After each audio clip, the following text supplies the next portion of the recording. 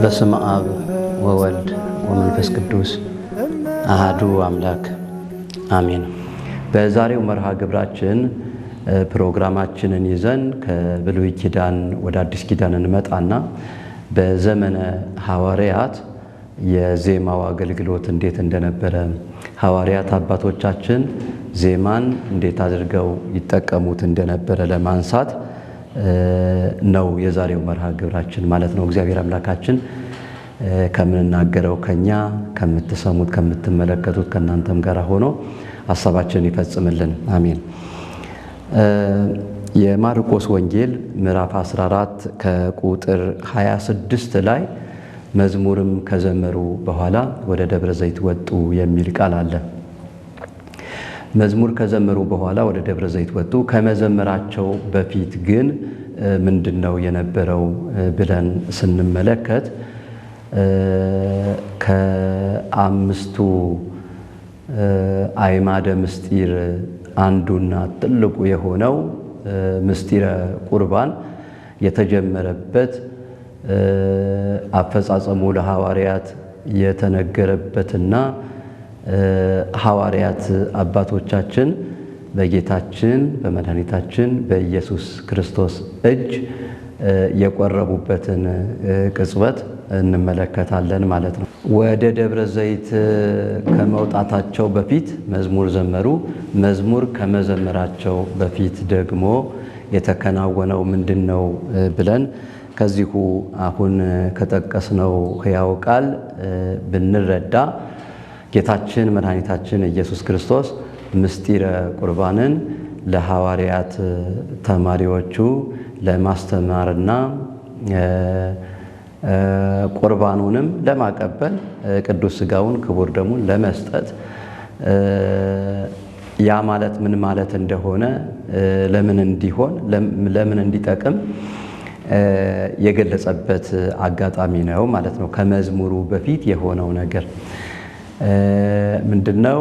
የመጨረሻው እራት ተብሎ በሚታወቀው አገልግሎት ጌታ ከሐዋርያቱ ጋር ማዕድ ላይ ተቀመጠ። በተቀመጠ ጊዜ ኅብስቱን አንስቶ ይህ ሥጋዬ ነው ብሉ አለ። ለሐዋርያቱ ሰጣቸው። እንደገና ደግሞ ጽዋውን አንስቶ ይህ ደሜ ነው ጠጡ አለ። ሐዋርያትም ያንን ተቀበሉ ማለት ነው። ሁለት ቁም ነገሮች ምንድነው? ይህ ሥጋዬ ነው፣ ይህ ደሜ ነው ማለቱ የኢትዮጵያ ኦርቶዶክስ ተዋሕዶ ቤተክርስቲያን ምስጢረ ቁርባን የተመሰረተው ቁርባን ማለት አማናዊ የክርስቶስ ሥጋና አማናዊ የክርስቶስ ደም ነው የምትለውን እምነቷ እዚህ ላይ ተመሰረታለች ማለት ነው። ይህ ሥጋዬ ነው፣ ይህ ደሜ ነው የሚለው ስርዓተ ቁርባን የቁርባን ስርዓት ትምህርት ማለት ነው። ሁለተኛው ቆረቡ ማለት ነው። ሐዋርያት ከዚህ በመነሳት ለዘላለም ሕይወት የተዘጋጁ የክርስቶስ ቤተሰቦች ካህናትም ምእመናንም ቁርባን ቆርበው ዘላለማዊ ሕይወትን እንደሚወርሱ የኢትዮጵያ ኦርቶዶክስ ተዋሕዶ ቤተክርስቲያን ታምናለች። ምክንያቱም ሥጋዬን የበላ ደሜን የጠጣ የዘላለም ሕይወት አለው የሚለውን ቃል መሰረት በማድረግ ማለት ነው። እና ለዚህ ታላቅ መንፈሳዊ የምስጢረ ቁርባን አገልግሎት ነው ዝማሬው የቀረበው። ጌታችን መድኃኒታችን ኢየሱስ ክርስቶስ ቅዱስ ሥጋውን ክቡር ደሙን ለሐዋርያት ለመጀመሪያዎቹ ቆራቢዎች ለአዲስ ኪዳን ማለት ነው ለአዲስ ኪዳን ቆራቢዎች የሰጠበት ቅጽበት ነው። እሱ አለ በማቁረብ ማለት ነው። ቆራቢዎቹ ሐዋርያትም አብረውታሉ ማለት ነው። እንግዲህ ጌታ በተቀመጠበት አዳራሽ ውስጥ ነው ሐዋርያት መዝሙሩን የዘመሩት ማለት ነው። እና ይህ እጅግ በጣም በኢትዮጵያ ኦርቶዶክስ ተዋሕዶ ቤተክርስቲያን ተወዳጅ የሆነው የቅዳሴ ዜማና እንደዚሁም ድርገት ላይ የቅዳሴ ፍጻሜ ላይ ቁርባኑ ለምእመናኑ ሲቀርብ በሰማይና በምድር መካከል በፈጣሪና በፍጡር መካከል አንድነት ሲመሰረት ማለት ነው። ድርገት ማለት በዚያ ሰዓት የሚሰጠውን ቅዱስ ሥጋና ክቡር ደም ለማክበር ተጨማሪ የሚዜሙ አዲስ የሆኑ ቅኔዎችና ቅዱስ ያሬድ ለዚህ አገልግሎት ብሎ ያዘጋጀው ዝማሬ የሚባለው ዜማ ይቀርባል ማለት ነው።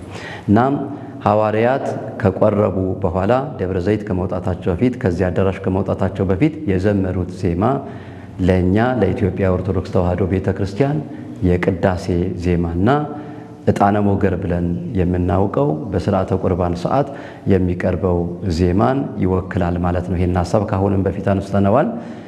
ተጨማሪ ቃሉ ከዚህ ጋር ስላገናኘልን ነው ማለት ነው። እንግዲህ ትልቅ ምስጢር የሆነው የምስጢረ ቁርባን ስርዓት የታጀበው በዜማ ነው። በሐዋርያት አባቶቻችን ትምህርት የኢትዮጵያ ኦርቶዶክስ ተዋሕዶ ቤተክርስቲያንም ተመሳሳዩን ነገር ታደርጋለች ማለት ነው። ለዚህ ታላቅ ክብር የተገባው በዜማ የሚቀርብ ምስጋና ነው ማለት ነው።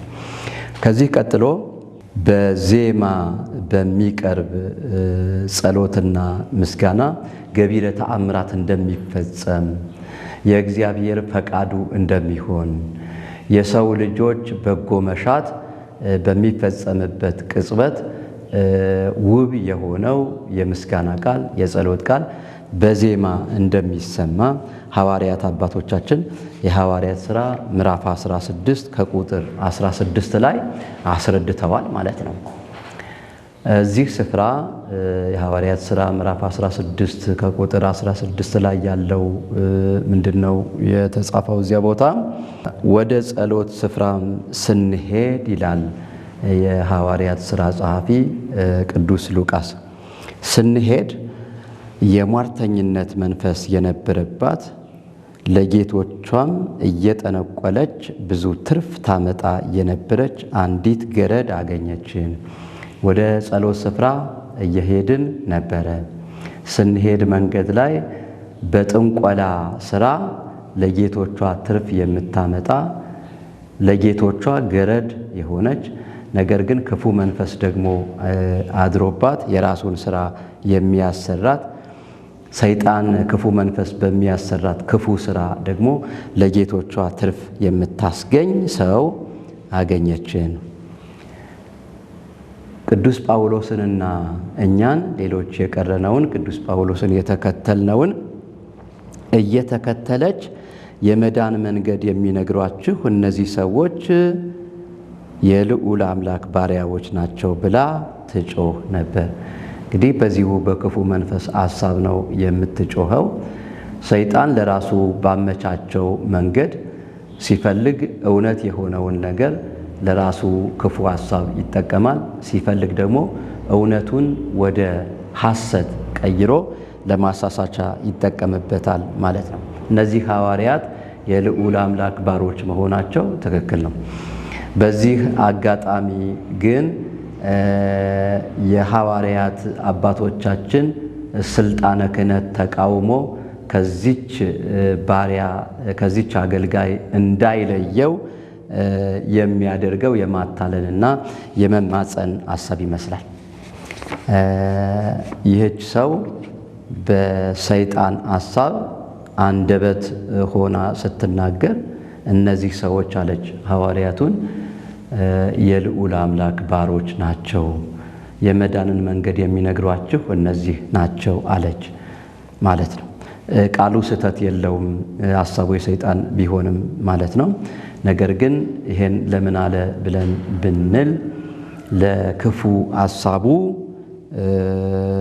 ሐዋርያት እንዳይቃወሙት ወይም ደግሞ ከዚች ሰው እንዳይለዩት ያደረገው መንገድ ይመስላል። ይህን እጅግ ቀን አደረገች፣ ደጋገመች ማለት ነው። ጳውሎስ ግን ተቸገረና ዘወር ብሎ መንፈሱን ከእርሷ እንድትወጣ በኢየሱስ ስም አዝሃለሁ አለው። በዚያም ሰዓት ወጣ። ቅዱስ ጳውሎስ ገሰጸው፣ ወጣ፣ ያ ክፉ መንፈስ ማለት ነው። ጌቶችም ይህችን ሰው ጥንቆላ እየሰራች ገቢ እንድታስገኝላቸው ያሰማሩ ጌቶች ማለት ነው የትርፋቸው ተስፋ እንደወጣ ባዩ ጊዜም ጳውሎስንና ሲላስን ይዘው ወደ ገበያ በሹማምንት ፊት ጎተቷቸው። ከነዚያ ልዑካን መካከል ጳውሎስንና ሲላስን ለይተው እነሱን ወደ ገበያ ጎተቷቸው። ወደ ገዢዎችም አቅርበው እነዚህ ሰዎች አይሁድ ሆነው ከተማችንን እጅግ ያውካሉ፣ እኛ የሮሜ ሰዎች ሆነን እንቀበላቸውና እናደርጋቸው ዘንድ ያልተፈቀደልንን ልማዶች ይናገራሉ አሉ። በሚከሷቸው ሰዓት በሹማምንት ፊት አቅርበው እነሱ አይሁዳውያን ናቸው፣ እኛ ሮማውያን ነን። እነሱ ከሀገራቸው ወደ ሮማውያን ሀገር መጥተው በእኛ ባህል ክልክል የሆነውን ያልተፈቀደውን ነገር በድፍረት ያደርጋሉ ብለው ከሰሷቸው ማለት ነው። ሕዝቡም አብረው ተነሱባቸው እንደ ምስክር ማለት ነው። ገዢዎቹም ልብሳቸውን ገፈው በበትር ይመቷቸው ዘንድ አዘዙ። በብዙም ከደበደቧቸው በኋላ ወደ ወህኒ ጣሏቸው። የወህኒውም ጠባቂ ተጠንቅቆ እንዲጠብቃቸው አዘዙ። ተፈረደባቸው፣ ተደበደቡ፣ ተገረፉ፣ ደማቸው ፈሰሰ። ከዚያ በኋላ ደግሞ ታሰሩ ማለት ነው። የወህኒው ጠባቂ አጥብቆ እንዲጠብቅ ተራ ታሳሪዎች አለመሆናቸው ተነግሮት ማስጠንቀቂያ ተሰጠው ማለት ነው። እሱም ጠባቂው የዚህን አይነት ትእዛዝ ተቀብሎ ወደ ውስጠኛ ወህኒ ጣላቸው። እግራቸውንም በግንድ አጣብቆ ጠረቃቸው። ስለታዘዘ የወህኒው ጠባቂ ቤት ውስጥ አስገብቶ ነው የዘጋባቸው። ነገር ግን ቤቱን ከመዝጋቱ በፊት በእግር ብረት ከግንድ ጋር በተያያዘ የእግር ብረት ጠርቆ አሰራቸው ማለት ነው። መንፈቀ ሌሊት ሆነ፣ ያ ቀን ማለት ነው። ጳውሎስና ሲላስ እየጸለዩ እግዚአብሔርን በዜማ ያመሰግኑ ነበረ። የሌሊት ጸሎታቸው ነው እና ሲያመሰግኑ በጋራ ያዜሙ ነበር ጳውሎስና ሲላስ። የቀሩት እስረኞች ይህንን ዜማ ከጳውሎስና ከሲላስ ድምፅ የሚወጣውን የዜማ ጸሎት ሌሎች ታሳሪዎች ያደምጡ ነበር ማለት ነው። ድንገት የወህኒው መሰረት እስኪናወጥ ድረስ ታላቅ የምድር መንቀጥቀጥ ሆነ። ምድር ተንቀጠቀጠች፣ የወህኒው መሰረትም ተናወጠ ማለት ነው። በዚህ ጊዜ የሁሉም የጳውሎስና የሲላስ ብቻ ሳይሆን የሁሉም ታሳሪዎች እስራት ተፈታ ማለት ነው። የወህኒውም ጠባቂ ከእንቅልፍ ነቅቶ የወህኒው ደጆች ተከፍተው ባየ ጊዜ እስረኞቹ ያመለጡ መስሎት ራሱን ይገድል ዘንድ አስቦ ሰይፉን መዘዘ። የወህኒ ቤቱ ጠባቂ እነዚህ ጠንካራ የፖለቲካ ታሳሪዎች ናቸውና እስረኞቹ በሩን ተከፍቶ ባየ ጊዜ በሩን ሰብረው እንዳመለጡ አስቦ ያው ሊፈረድበትና ሊቀጣ የተገባው መሆኑን አምኖ ያ ከመሆኑ በፊት ራሱን በራሱ ሊያጠፋ ሰይፉን መዘዘ ማለት ነው ጠባቂው። በዚህ ሰዓት ቅዱስ ጳውሎስ ድምፁን አሰምቶ ጮኸ፣ በራስህ ላይ ክፉ አታድርግ፣ እኛ ሁላችንም እዚህ አለን፣ ማንም ከዚህ ስፍራ ያመለጠ ታሳሪ የለም፣ ስለዚህ በራስህ ላይ ክፉ አታድርግ ብሎ ጮኸ። ጠባቂውም ይህን ድምፅ ከሰማ በኋላ መብራት አብርቶ ይላል፣ ጨለማ ነበር ማለት ነው። መብራት አብርቶ ወደ ውስጥ ገባ። ወደ ውስጥ ሲገባ በሩ ተከፍቶ እግር ብረት ከሁሉም እግር ላይ ወድቆ ታሳሪዎች ነፃ ሆነው አገኘ።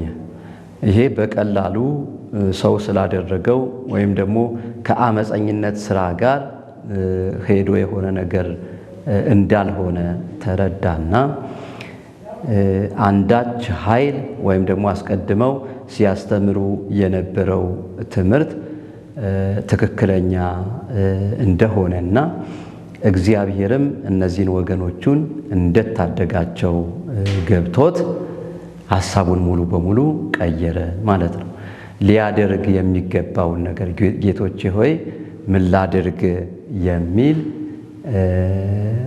ሐሳብ አቀረበ ማለት ነው። ለሐዋርያት ሙሉ በሙሉ ሐሳቡን ቀይሮ ማለት ነው። ላንተ ማድረግ የሚገባው አሉ አባቶቻችን ሐዋርያት ለዚህ ሰው ሲነግሩት መዳን ነው የሚያስፈልግህ፣ በጌታችን በመድኃኒታችን በኢየሱስ ክርስቶስ ማመን ነው የሚያስፈልግህ፣ አንተም ቤተሰቦችም ትድናለህ አሉት። እሺ ያለ ይህ ሰው ሐዋርያትን በዚያው ሌሊት ማለት ነው ወደ ቤቱ ወሰዳቸው። ከእስር ቤት አውጥቶ ራሱንም አወጣ ማለት ነው። ከእስረኞች ጠባቂነት ወደ ቤቱ ወሰዳቸው። ሰውነታቸውን፣ ቁስላቸውን፣ በላይ ላያቸው የፈሰሰውን ደማቸውን አጠበ፣ ተንከባከባቸው፣ ትምህርት ተማረ፣ ቤተሰቡንም ሰበሰበ። ቤተሰቡ ሁሉ እሱን ጨምሮ የወህኒው ጠባቂ የሐዋርያትን ትምህርት ተማረ። መዳን የሚያበቃውን ለመዳን የሚገባውን ትምህርት ተማረ። ከነ ቤተሰቡ ተጠመቀ ማለት ነው። አምኖ ተጠመቀ። እዚህ ድረስ ያለውን ቃል ለመንፈሳዊ ዜማ ታላቅነት ለመጥቀስ ፈልገን ነው። እንግዲህ የተረዳነው ከመጀመሪያው ጀምሮ ምንድነው? ጳውሎስና ሲላስ በእግር ብረት ከታሰሩበት እስር ቤት ውስጥ ሌሊት ተነስተው በዜማ እግዚአብሔርን ማመስገን ጀመሩ። በሚያመሰግኑበት ሰዓት እነሱ ይዘምሩ ነበር፣ ሌሎች ታሳሪዎች ደግሞ ዜማቸውን ይሰሙ ነበረ። በዚያ ሰዓት ድንገት የምድር መንቀጥቀጥ ሆነ። የቤቱም የእስር ቤቱም መሰረት ተናወጸ፣ በሮች ተከፈቱ። የእግር ብረት ከእግራቸው ላይ ወደቀ። ከማን እግር? ከሚዘምሩትም ከሚሰሙትም ማለት ነው። እንግዲህ የዜማ ታላቅነት ይሄን ዜማ ጸሎት አሁን በለሆሳስ በንባብ ቢያረጉት ኖሮ እነዚያ የሚሰሙ ሰዎች ዜማውን የሚሰሙ የሚከታተሉ ሰዎች አይኖሩም ነበር ማለት ነው። ጸሎቱ ምስጋናው የቀረበው በዜማ በድምፅ ስልት ባለው ጩኸት በመጮህ በማሰማት ሲዜም ሌሎች ደግሞ ሰሙ ማለት ነው። ያዜሙትም የሰሙትም ከእስር ተፈቱ ከእግር ብረት ማለት ነው። እና ይህ የዜማ ታላቅነት ነው። ዜማ በመንፈሳዊ አገልግሎታችን ውስጥ በኢትዮጵያ ኦርቶዶክስ ተዋሕዶ ቤተክርስቲያን አብዛኛው አገልግሎት የሚሸፈነው በዜማ ነው። አይነቱ ብዙ ነው። መደበኛ ዜማ አለ። በነዋየ ማህሌት የሚቀርብ ዝማሜ የሚባል ዜማ አለ። በጸናጽል የሚቀርቡ ደግሞ የተለያዩ ቁም፣ መረግድ፣ ጽፋት የሚባሉ የነዋየ ማህሌት ዜማዎች አሉ። ከዚህም በላይ ወረብና አመላለስ ተብሎ የሚሰፋ ዜማ አለ ማለት ነው። እና የኢትዮጵያ ኦርቶዶክስ ተዋሕዶ ቤተክርስቲያን የዜማን አዋቂዎች ለአገልግሎት በመመደብ ሌላው ተከትሏቸው እንዲዘምር ያንን ማድረግ ባይችል ማረሚያ እስር ቤት ውስጥ ሆነው ሲሰሙ የነበሩ ሰዎች እንደተጠቀሙበት ሁሉ ምእመናን ትኩረት ሰጥተው በተመስጦ እንዲሰሙ በማድረግ አብዛኛው አገልግሎት በዜማ እንዲከወን ታደርጋለች። መነሻዋ ትክክል ነው ማለት ነው። ሐዋርያት በዜማ ባቀረቡት ጸሎት አንደኛ የማስተማር፣ የማሳመን፣ የማጥመቅ ሐሳባቸው በቀላሉ ተሳካ ማለት ነው። ሁለተኛ እነሱን የሚያስርና በር የሚዘጋባቸው ምንም አይነት ምድራዊ ኃይል ሊኖር እንደማይችል በዚህ ተረጋገጠ ማለት ነው። ስለዚህ ወደ ፈጣሪያችን በተመስጦ ሆነን ለመጸለይም ይሁን ለማመስገንም ይሁን ቅዱሳንም በሰሩት ስራ እንደዚሁ እንድናመሰግናቸውም ይሁን ወይም ደግሞ ታላላቅ ስራን የሰሩና ቃል ኪዳን የተቀበሉ እንደመሆናቸው መጠን በአማላጅነታቸው በጸሎታቸው ኃይል ተራዳኢ እንዲሆኑን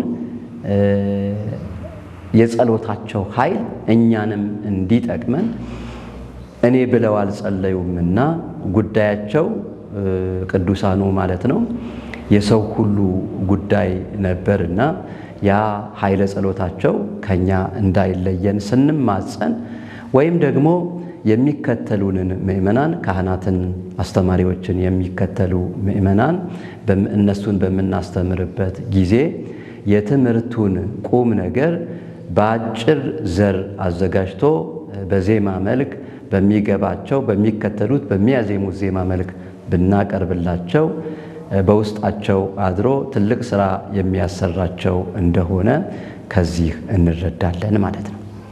እና በሌላ በኩል ደግሞ ዜማን ላልተገባ አገልግሎት ለተገባ አገልግሎት እግዚአብሔር ለሚወደው አገልግሎት ለእግዚአብሔር መስዋዕት የዜማ መስዋዕት ሆኖ በሚቀርብ አግባብ ስናቀርበው ታላቅ ስራን መስራት እንደሚችል ሁሉ በተሳሳተ መንገድ ሲቀርብ ዜማ መንፈሳዊነቱን ሲያጣ የዘፈን መልክ ሲኖረው ወይም ደግሞ የሽለላና የፉከራ መልክ ሲኖረው ሰዎች እንደሚሳሳቱና ከመንፈሳዊ መንገድ እንደሚወጡ ይሄም ደግሞ ኃይል ባለው መንገድ እንደሚፈጸም ምንመለከትባቸው መንገዶች አሉ ማለት ነው።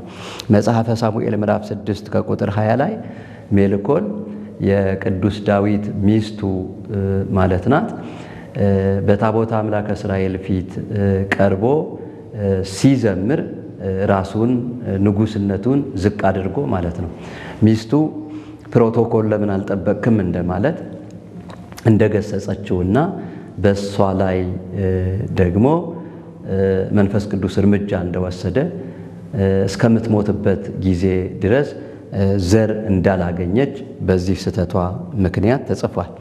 የማርቆስ ወንጌል ምዕራፍ 6 ከቁጥር 16 ላይ ደግሞ ሄሮዲያዳ የምትባል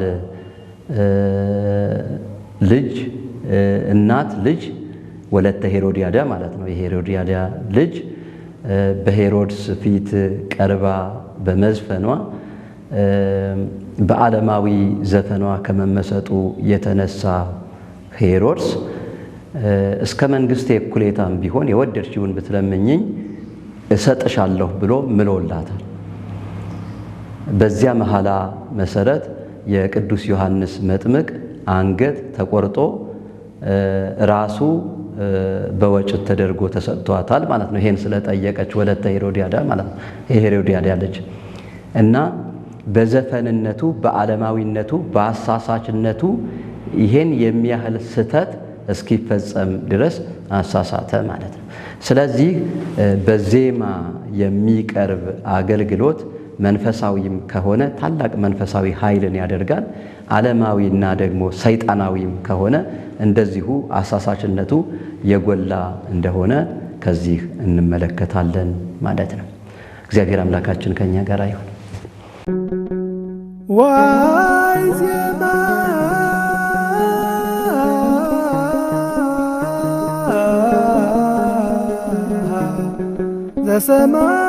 ዘሰማይኩ